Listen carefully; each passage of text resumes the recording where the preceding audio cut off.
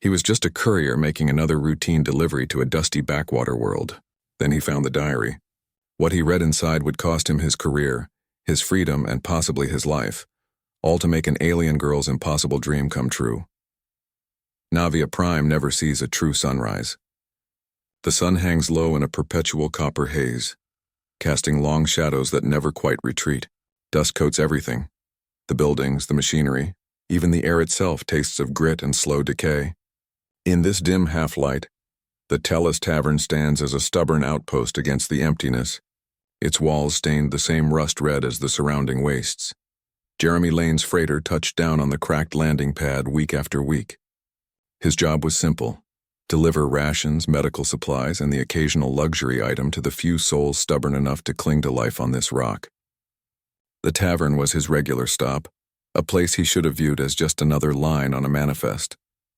But something kept pulling him back, a quiet pull he couldn't explain, a sense of unfinished business in the dust.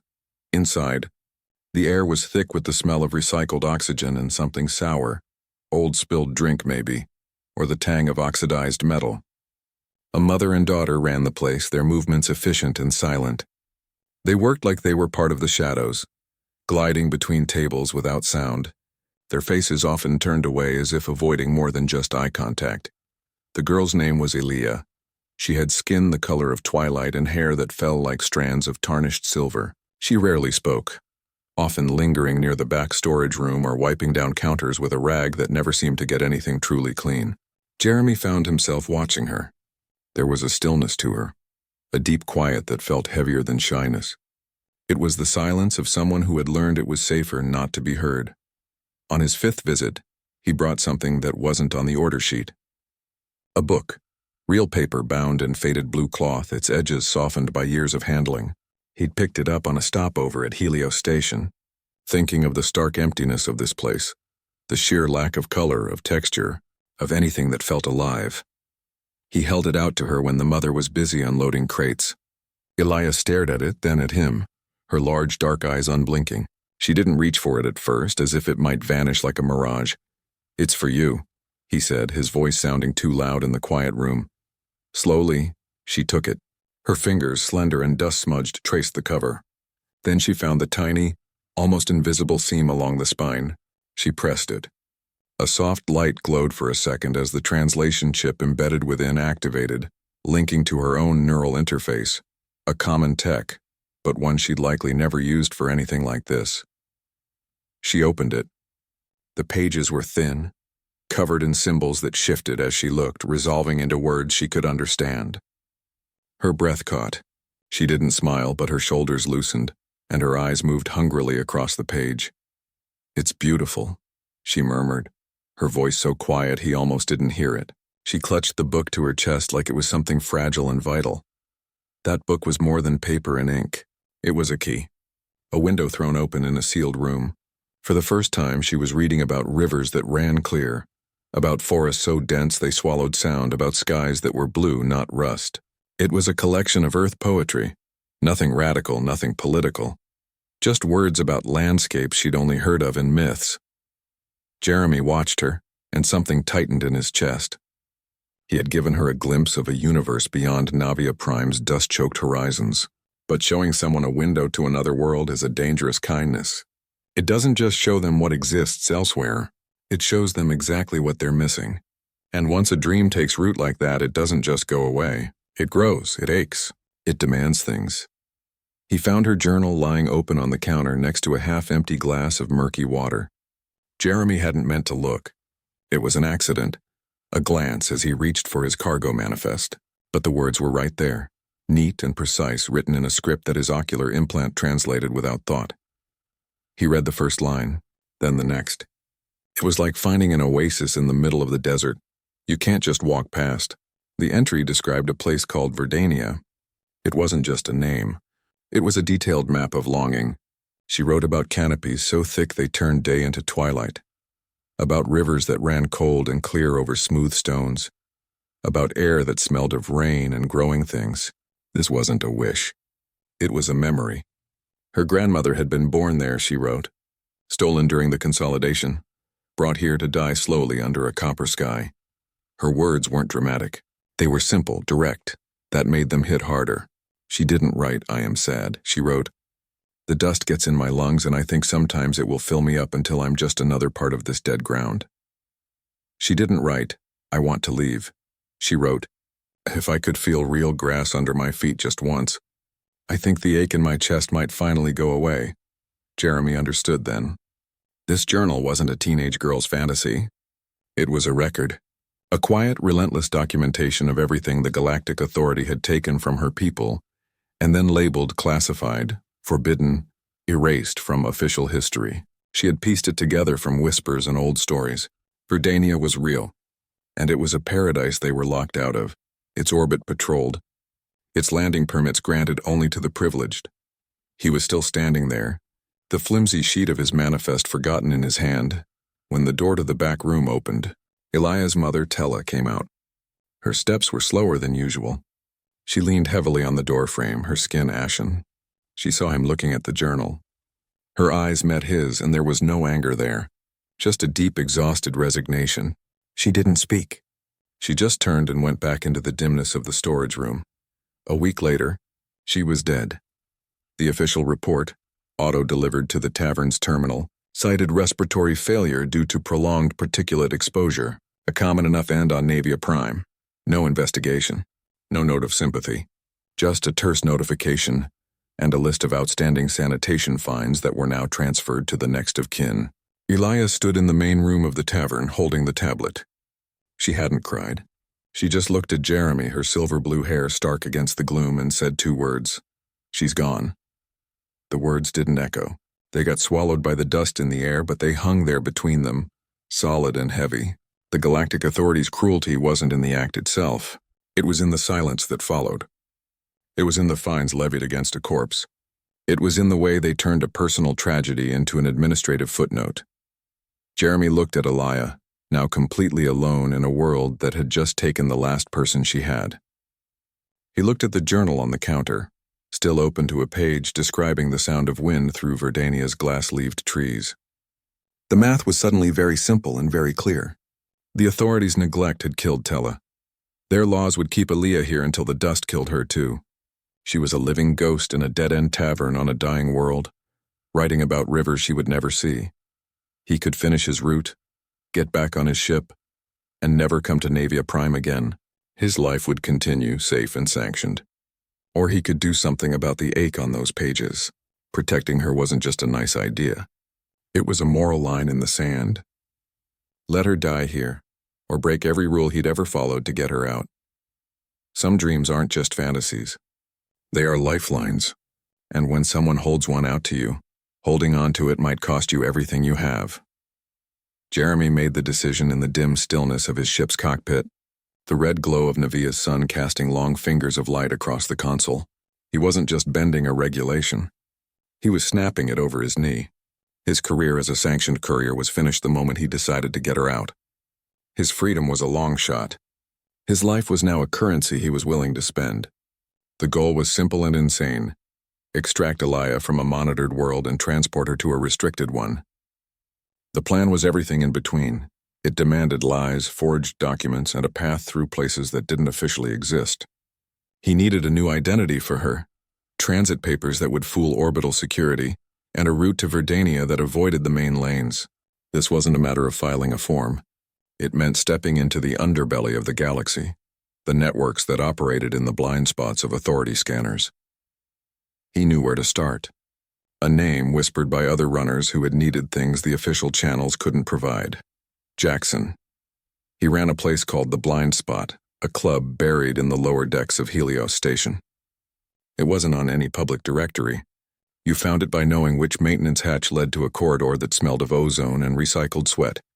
Jeremy went alone. He left Elia hidden in a storage locker on his ship, her journal clutched in her hands.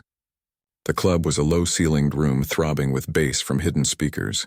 The air was thick with the sweet, sharp smell of synth smoke and spilled liquor. People huddled in booths, their conversations quiet, their transactions quick. Jackson held court at a corner table, a large man with a data slate fused to his forearm, his eyes constantly scanning the room. The freighter's rear ramp lowered with a hiss of pressurized air, and for a moment Elia didn't move. She stood at the edge of the dim cargo bay, her hand gripping a support strut, and just stared. Light, real, unfiltered, golden light flooded in, pushing back the shadows she'd lived in for so long. It wasn't the dull copper glow of Navia Prime. This light was alive. It carried the scent of something rich and damp and growing, a smell so foreign it made her head spin. The air itself felt different on her skin, heavy with a moisture she'd only read about. The endless dust was gone, replaced by this thick, green-scented breath. This was her first moment on Verdania. It wasn't a landing. It was an immersion.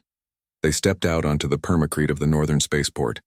It was built into the side of a mountain, and the view stole the air from her lungs. Below them, a vast forest valley stretched to a distant range of purple-hued mountains. A lake gleamed in the center like a piece of polished glass. The spaceport itself felt almost out of place, a stark angular structure of metal and composite materials set against the overwhelming softness of the living world. High above, the vault of the terminal was made of actual glass, a luxury so unimaginable on her homeworld that she just stared up at the clear sky for a full minute, her mouth slightly open. She took a step, then another, her boots sounding too loud on the clean surface. She moved away from the ship, drawn toward the tree line at the edge of the landing zone. Jeremy followed a few paces behind, saying nothing, just watching her. She stopped a few feet from the first tree. It was tall, its bark a rough, deep brown, its leaves a vibrant green she had only seen in the translated pages of her book. She reached out a hand, her fingers trembling slightly, and pressed them against the trunk. The bark was rough and solid, unyielding. Real. It's real, she whispered. The words were so quiet they were almost swallowed by the gentle rustle of leaves in the wind. She wasn't talking to Jeremy. She was confirming it for herself. The world from her grandmother's stories, the place from her most desperate dreams, was solid under her hand. Her eyes were wide, taking in the depth of the green, the way the light filtered through the canopy and shifting patterns on the ground. She drank it in, each breath a conscious act, as if she could store this feeling, this scent, this sight inside her forever. But the moment of pure wonder was short-lived. Jeremy checked his wrist chrono. The digital display was a cold, hard reminder in the middle of all that soft life. 48 hours. That was the window Diane had bought them. 2 standard days to find a way to make this permanent before her forged transit visa expired, and port security flagged her as an illegal occupant. The clock was ticking from the second their feet touched the ground. This wasn't a vacation. It was a race. They couldn't stay near the spaceport. It was too exposed, too monitored. They needed to get off the grid into the forest itself, where the authorities' electronic eyes had a harder time seeing. Jeremy had a location, coordinates pulled from a cached resistance data drop Jackson had provided. A place to hide, to regroup, to figure out the next impossible step.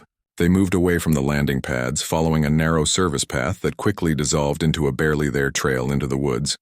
The further they went, the more the artificial sounds of the port faded, replaced by a low, living hum. Insects buzzed. Something chittered in the high branches.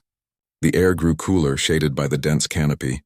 After an hour of walking, the trail began to climb, switchbacking up a steep ridge. The effort was unfamiliar. Her muscles, used to the flat, packed dust of Navia, burned with the incline, but she didn't complain. Each step felt like a gift. They broke through the tree line at the top of the ridge, and the world opened up again. The valley spread out beneath them, even more breathtaking from this height. The forest was a rolling sea of green, broken here and there by dramatic gray outcroppings of rock. A stream too far below to see clearly announced its presence with a soft, constant murmur, the sound of moving water carried on the updraft. It was the antithesis of the static, silent deadness of her home. This place pulsed with life. For the first time, the dream felt less like a fragile fantasy and more like a tangible destination. It was right there in front of them. They could almost reach out and touch it. The clean air, the profound quiet broken only by natural sounds, the sheer scale of untouched wilderness. It was all exactly as her grandmother had described. It felt like a home she'd never known but had always belonged to. A genetic memory stirred, a deep, resonant feeling that this was where her people were meant to be. This was their heritage, not rust and dust and slow suffocation. But the beauty was a mask. Jeremy's eyes never stopped moving, scanning the tree line, glancing up at the sky. The perfection of the scene was an illusion. Hidden threats were everywhere. Diane's help only went so far. A random patrol could stumble upon them.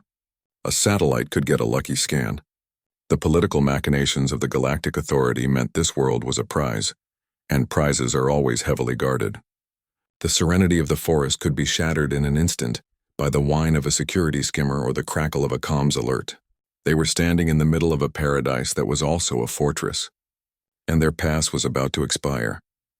The detention center stood on the periphery of Verdania's main settlement, a cluster of gray, windowless buildings surrounded by high fences topped with coiled energy wire. It was a stark, angular wound in the planet's soft green skin, a monument to control and containment. This was where Jeremy had to go, following the coordinates Diane had risked everything to provide. His forged credentials, courtesy of Doran's nervous skill, got him past the first 2 checkpoints. The guards wore the same gray and blue as Diane, their faces blank, their eyes scanning him with impersonal suspicion. The air inside was cold, recycled, and smelled of ozone and antiseptic, a complete sensory rejection of the vibrant world just beyond the walls. His contact was the Kixie archivist, a political prisoner held in a secure data analysis wing. The Kixie was a small, slender being with large, dark eyes that held a calm intelligence. It was being detained not for violence but for knowledge, specifically for knowing too much about histories the Galactic Authority had worked very hard to erase. Jeremy was led to a private interrogation room, a small, soundproofed cube with a table and 2 chairs. The archivist was already there, its delicate hands resting on the metal surface. Jeremy didn't waste time. He used a portable data slate, running a sophisticated jamming program Diane had uploaded, creating a tiny bubble of privacy in the heart of the secure facility. He showed the Kixie an image of Elia, her silver blue hair and serious eyes captured from his ship's internal log. "I need to know about her people," Jeremy said, his voice low. "The Nevians. I need to know if they have a claim to this world." The Kixie studied the image, then looked at Jeremy. Its voice was a soft, melodic hum. Her family name was once prominent on Verdania, before the Authority purged the records. The Nevians weren't always confined to that dust ball. Many were original settlers here before the Authority decided Verdania was too valuable for lesser species. The words landed with the force of a physical blow. It was the confirmation of every whispered story in Elia's journal, the validation of a heritage that had been systematically stolen and buried. This wasn't just a dream. It was a birthright. But a birthright required proof, documentation that could stand up in whatever passed for a court in this corner of the galaxy. That proof was likely buried in data archives the Kixie had access to, files that were now classified, locked away behind layers of bureaucratic encryption. Assembling that proper documentation would be a monumental task, a digital excavation requiring skills and access they simply didn't have. While the Kixie worked, its fingers flying across a terminal it had been granted access to for cooperative analysis, Jeremy kept watch. His eyes fell on another terminal, left logged in by a harried resources officer. The screen displayed a departmental dashboard. He saw the label Operation Timber. The name meant nothing to him, but the subfolders caught his eye. Northern Reserve, Sector 7A clearance, resource yield projections. A cold dread began to creep up his spine. He motioned for the Kixie to look. With a few keystrokes, the archivist bypassed a shallow security wall and opened the main operational file. The plan unfolded on the screen in stark clinical detail. Operation Timber was not a small logging operation. It was a full-scale industrial clear-cutting of Verdania's Northern Reserve, the very forest they had just walked through, the valley Elia had looked upon with awe. The documents outlined the removal of entire old-growth stands, the strip mining of mineral deposits beneath the root systems, the relocation of indigenous species deemed non-essential. The estimated profit margins were listed in cold, hard numbers. The environmental impact assessments were brief, dismissive, highlighting the economic benefits while downplaying the permanent ecological damage. The paradise Elia had just found, the home her ancestors had been torn from, was scheduled for demolition.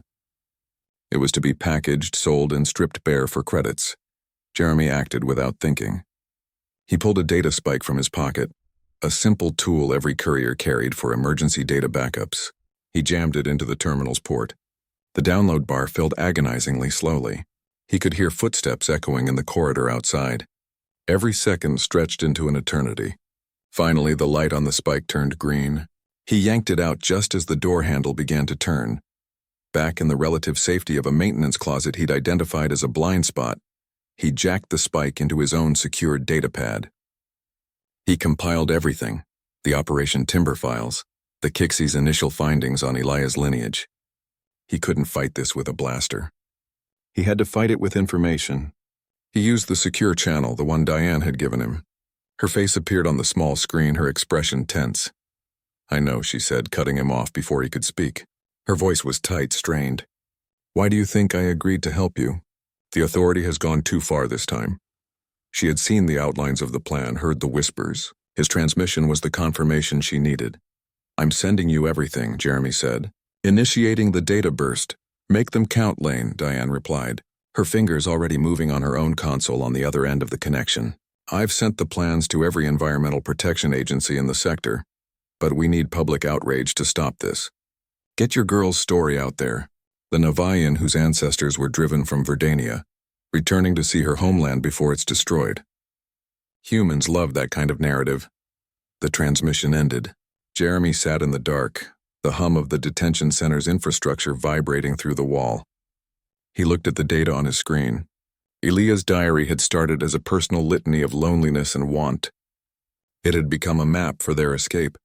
Now it was transforming again. It was no longer just about one girl's dream of touching a tree. It was evidence. It was the human, the personal face of a monstrous bureaucratic decision. Her personal escape had just collided with a much larger injustice. This was no longer about saving her. It was about stopping the machine that had tried to grind her into dust. The fight had just gotten bigger. One girl's impossible wish for a home was about to become a rallying cry for an entire galaxy. The story broke on a minor intersystem newsfeed, a ripple in the vast digital ocean of the galaxy's communications network. It should have been ignored, buried under official denials and corporate press releases. It wasn't. Diane Hale had done her work well, routing the data through 100 anonymous relays, stripping it of any traceable digital fingerprints. The transmission contained two things fused together into a single, undeniable narrative.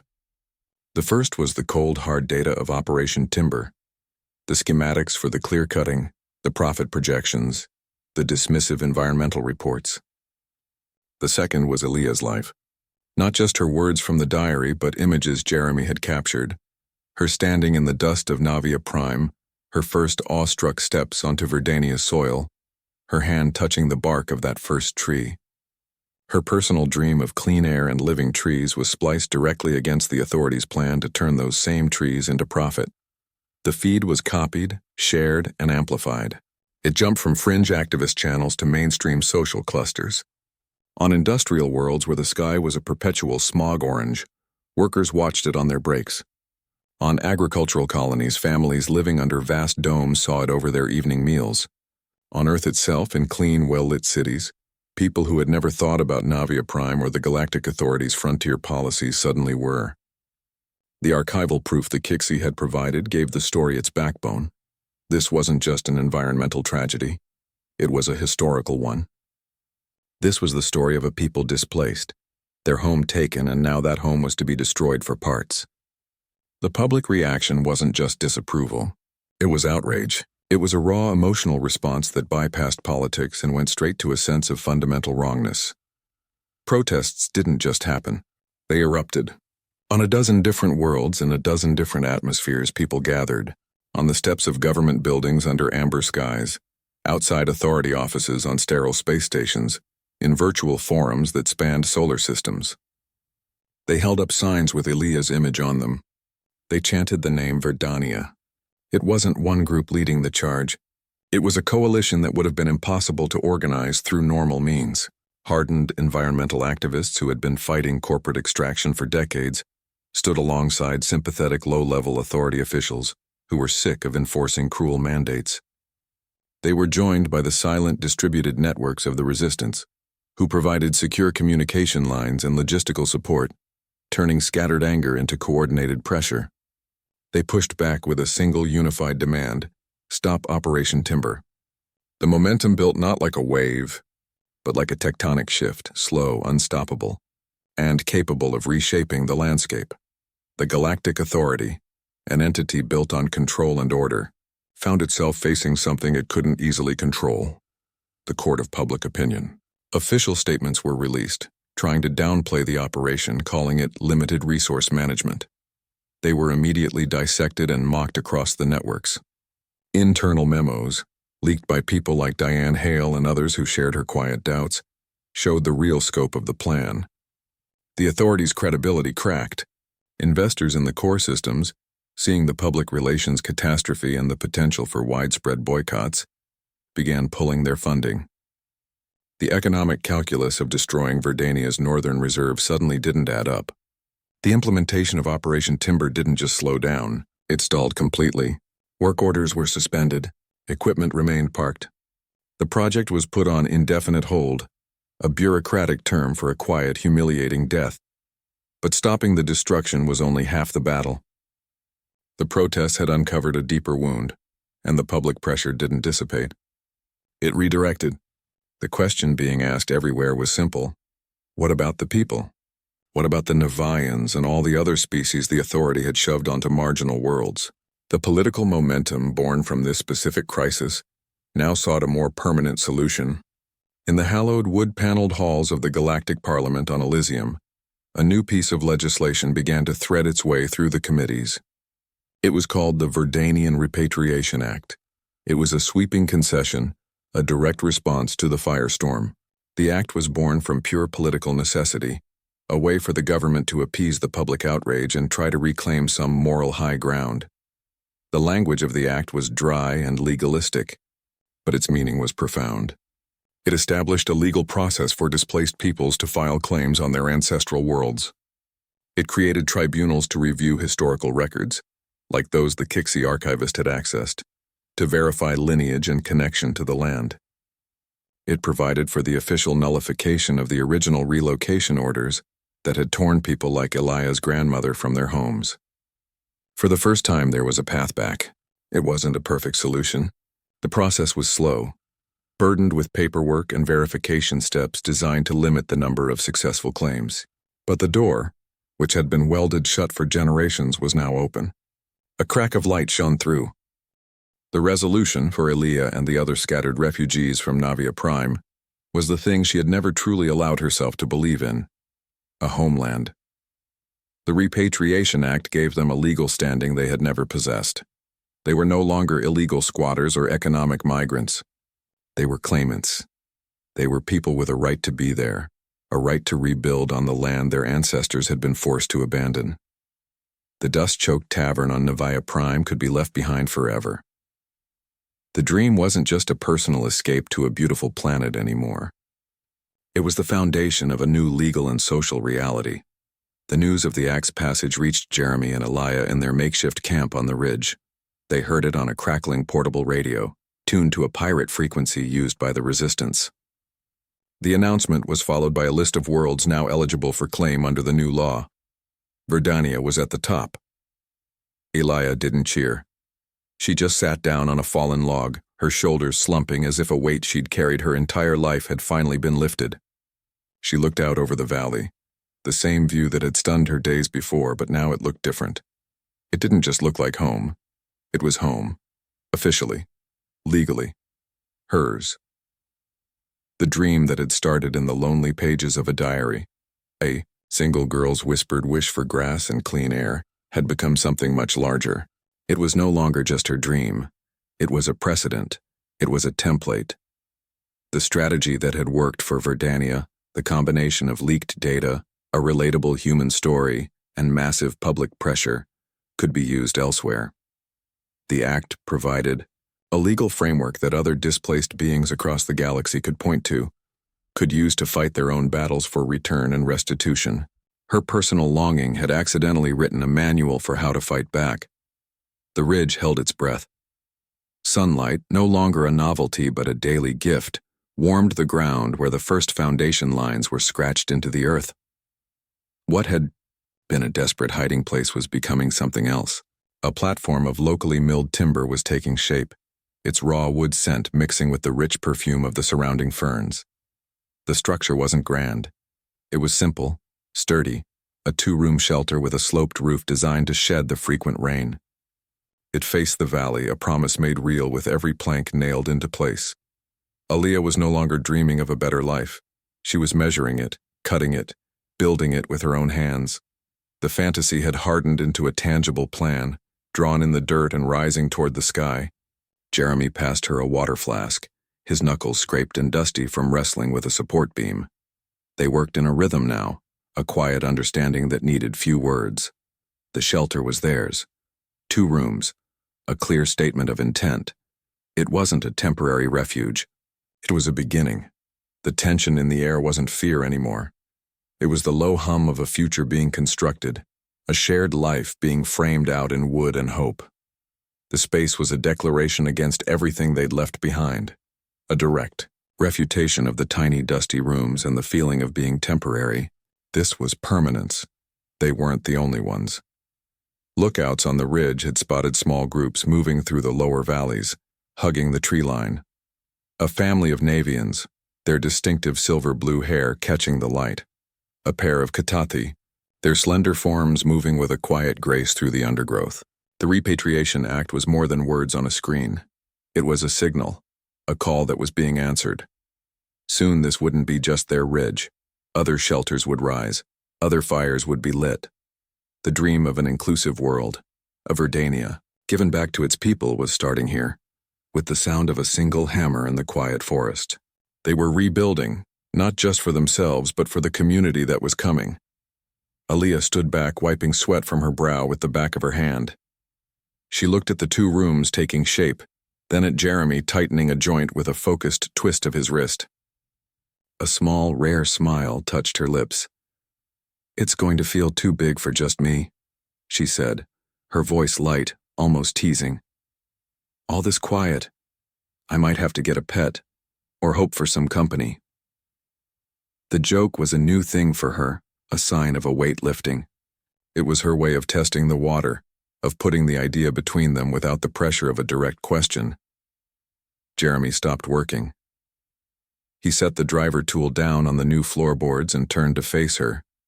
The valley stretched out behind him, a vast painting of green and gold. He didn't smile back, but his eyes were clear and steady. He'd been a courier who followed manifests. He'd become a fugitive who broke laws. Now he was something else entirely. "Aaliyah," he said, her name sounding solid, real, in the quiet air. "I'm not asking you to just move in with me." He gestured to the structure, to the world around them. "I'm asking you to build a new dream with me. This one. Right here." The diary lay on an upturned crate nearby, its blue cover faded from the sun. It was no longer a book of private longing. It was a relic, the first spark. Its pages had held a single, personal ache for clean water and green leaves. That ache had grown, had fueled an escape, had toppled an industrial operation, and had helped change galactic law. Her personal cause had become a collective one. The longing inside it had been a seed, and now it was a forest. It was the blueprint for everything happening on that ridge. Verdania's protection, hard-won and constantly watched, was no longer just about this one planet. It had become a symbol. The news feeds that had broadcast Aaliyah's story were now filled with similar tales from other sectors. The template they had accidentally created, the fusion of a human face with cold, hard evidence of injustice, was being used by other displaced beings on other forgotten worlds. The Repatriation Act provided the legal framework, but their story provided the hope. It was proof that the machine could be fought, that a dream could be more powerful than a policy. The resolution wasn't a tidy ending. It was a messy, beautiful beginning. The dream had been made real, but it wasn't contained. It had spilled out from the pages of a girl's journal into the lives of countless others. It was in the family building a home down in the next valley. It was in the Kixie archivist, finally freed, now advising other claimants. It was in Diane Hale, who had traded a secure job for a clear conscience working with the resistance full-time. The victory wasn't just for Aaliyah. It was a victory for everyone who heard her story and saw a piece of their own struggle in it. As the sun began to dip below the distant mountains, painting the sky in shades of orange and violet, the sounds of construction ceased. The two of them stood together on the ridge, looking at what they had built that day. It was just a shell, a frame against the immense backdrop of the world. But it was theirs. The air grew cool, carrying the scent of turned earth and fresh wood. In the deep quiet of the Verdanian forest, broken only by the distant call of a night bird and the gentle sigh of the wind through a million leaves, something fragile and powerful was taking root. It wasn't just the structure behind them. It was the quiet, unstoppable certainty of hope. He started with a book, a simple gesture, bringing a little light to a dusty world. That small act of kindness lit a fire that spread across the galaxy. A life was changed. A law was rewritten. A planet was saved from being stripped bare. It all began with one person deciding that someone else's dream was worth the risk. Some dreams truly are worth fighting for. They don't always require a grand plan. They can start with a quiet choice. They start with you. What impossible dream might you choose to fight for today? Jeremy sat down. He didn't smile. He stated his business in a low voice, the words feeling foreign in his mouth. Evacuation, Navia Prime to Verdania. 1 passenger, no papers. Jackson listened, his expression not changing. He poured a measure of amber liquid from a dusty bottle into a smudged glass and pushed it toward Jeremy. He didn't ask why. The why was written on the face of everyone who came to him. Verdania's a hard seal, Jackson said, his voice a low rumble. Tight orbit control. Biometric scans at the northern port. They're looking for stowaways, for refugees. They don't want her kind there. He tapped his data slate. A holographic route flickered to life above the table. A tangled line of jump points and transit lanes twisting through sectors Jeremy usually avoided. There's a window, Jackson said. A shipping lane used by a freighter called the Star Treader. Its captain looks the other way for a price. It's not cheap, and it's not safe. Authority patrols have been thicker out that way. They're cracking down. He deactivated the hologram and slid a small black data chip across the table. It was cool to the touch. That's a secure, encrypted line. One-time use. You call it when you're ready to move. They'll give you a time and coordinates for a rendezvous. You miss it, you're stranded. Then he leaned forward, his voice dropping even lower. You should know. This isn't just some black market run. There's a movement growing. A resistance. They help people. People like your friend. They're putting pressure on the routes, creating distractions, making this possible. You're not just buying a ticket. You're stepping into a fight. Jeremy took the chip. It felt impossibly light, a sliver of plastic that held their entire future. He paid Jackson with nearly all the credits he had saved from years of running supplies. It was more money than he'd ever moved at once. He returned to the ship. Elia was waiting where he'd left her, her eyes wide in the dark. He showed her the chip, explained the plan in simple terms. The freighter, the secret lane, the danger. She listened, her face serious. Then she pointed to a small, sticky patch on the sleeve of his jacket, left from a spill at Jackson's table. What is that smell? She asked. Whiskey, Jeremy said, wiping at it. It's a drink. A strong one. She frowned, her nose wrinkling. What's a whiskey? The question was so innocent, so utterly disconnected from the high-stakes criminal conspiracy they were now entangled in, that Jeremy almost laughed. It was a stark reminder of the life she'd lived, locked away in a dusty tavern on a world where such things didn't exist. Here they were, planning an illegal interstellar escape, and she was asking about the smell on his coat. He looked at her, at this girl who knew the precise shade of green on Verdania's leaves, but had never tasted a simple earth drink. The fragile lifeline was in his hand, a tiny chip holding a number and a hope. It was stretched taut between this moment and the next, between this rusty ship and a forbidden planet. It could snap with one wrong move, one scanned frequency, one moment of bad luck. Or it could hold. They were leaning into the illegal now, and there was no stepping back. The secure line Jackson provided was a whisper in the dark, a connection that felt both razor-thin and impossibly strong. Jeremy made the call from the cramped cockpit of his ship, the hum of the idling engine the only other sound. The voice that answered was crisp, professional, devoid of any identifier. It gave him a name, Doran, a forger. He operated out of a repurposed cargo container in the industrial belly of a neutral sector way station. The meeting was set for 6 standard hours later. No room for negotiation. The way station was a mess of intersecting gravity fields and overlapping engine roars. Doran's workspace smelled of hot plastic and chemical solvents. He was a thin, nervous man with fingers that never stopped moving, tapping on consoles, adjusting calibrations on a small holographic printer. He didn't look at Jeremy directly, his eyes flicking between screens displaying lines of code and high-resolution templates of official Galactic Authority documents. "I can give you the basics," Doran said, his voice a reedy buzz. "Transit IDs, a work visa for a minor agricultural colony on the Outer Rim. It'll pass a low-level scan. But Verdania?" He shook his head, a quick, jerky motion. "Their northern port security is a different beast. Tier 1 biometrics, neural pattern cross-referencing, constant data stream verification against the central registry. My forgeries are good. They are not that good." He finally looked up, his gaze sharp. "You need an inside ally, someone with access to the port's security overlay, someone who can input a clearance code, create a blind spot in the system just for you, just long enough for your package to get through the scanners untouched." Jeremy felt a cold knot form in his stomach. He knew what was coming next. "The name is Diane Hale," Doran said, turning back to his console and pulling up a personnel file. A photo materialized. A woman with a severe haircut and steady eyes wearing the gray and blue uniform of Galactic Authority security. "She's stationed at Verdania's northern spaceport. Shift supervisor." She can do it, Jeremy knew that face. He'd served with Diane Hale 8 years ago in the Earth Defense Force. They'd patrolled the silicate storms on Xerxes 4, shared lukewarm rations in a dented crawler, covered each other's backs when the local fauna got aggressive. That felt like a lifetime ago from a different universe. The woman in the photo looked hardened, her expression closed off. She had traded the EDF's exploratory mandate for the Authority's Enforcement Division. She was the law now. How? Was all Jeremy could ask. Doran's fingers flew over a keypad. "That's my part of the deal. My cousin is in a detention center on Lyra Station. Political agitator. The Authority locked him up and lost the key. Diane Hale has the clearance to authorize a transfer, to get him moved to a facility where other arrangements can be made. You will deliver a data chip to her.